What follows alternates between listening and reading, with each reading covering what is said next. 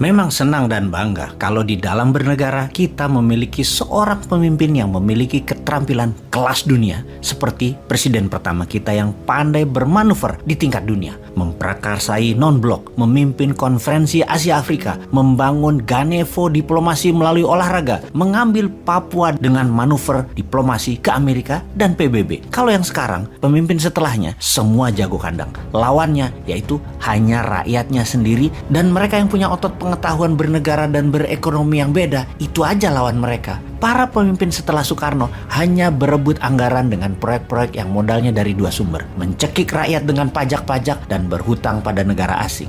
Herannya lagi, dari PDB kekayaan nasional itu yang senilai 1.000 billion terbagi tidak adil di 3 bagian. Yang 130 billion dolar adalah APBN, yang 700 billion dolar adalah oligarki, dan rakyat serta UKM hanya sekitar 170 billion dolar yang dikerubuti 97% populasi. Idealnya harusnya 50-50 lah antara oligarki dan UKM-nya. Bukan sekarang 80 oligarki, 20 UKM. Ketimpangan begini sulit akan lepas selama pemimpinnya tidak kelas dunia, masih berkutat-kutat di dalam negeri. Main seperti Xi Jinping lah sesekali. Ingat 40 tahun yang lalu Tiongkok itu lebih miskin dari Indonesia, jauh kaya Indonesia itu. Sekarang kita bisa-bisanya kagum dan taat pada Tiongkok itu. Bagaimana ya kok bisa gitu?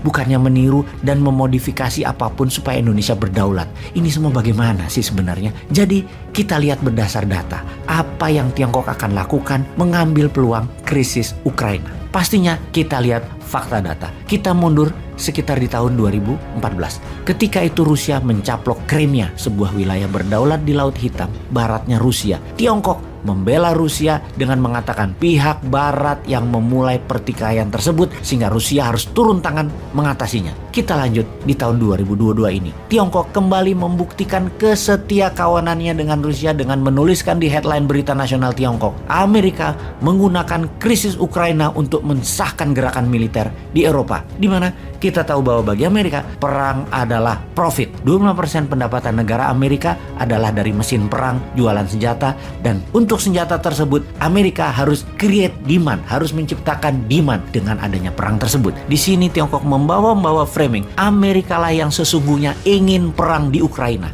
Inilah strategi komunikasi Tiongkok, blame the West. Strategi kedua Tiongkok bagaimana? Semua musuh Amerika adalah mitra bisnis Tiongkok. Strategi ini dalam akademi militer istilahnya adalah flanking attack, mengambil musuhnya lawan sebagai teman. Misalnya negara Iran, Korea Utara, Rusia, Turki, negara-negara Amerika Latin dan Afrika. Semuanya sekarang menjadi mitra dagang Tiongkok. Kita akan bahas tentang strategi flanking attack ini di serial berikutnya. Strategi ketiga dari Tiongkok ini yang paling penting, yaitu Tiongkok menjadi punya template yang sama ketika kita mundur di tahun 1962. Peristiwa perang Teluk Babi di Kuba, di mana Amerika masuk ke Kuba, menginvasi Kuba, di mana Soviet kala itu akan memasang hulu ledak nuklir di sana yang dengan mudah akan sampai ke daratan Amerika jika hal ini terpasang.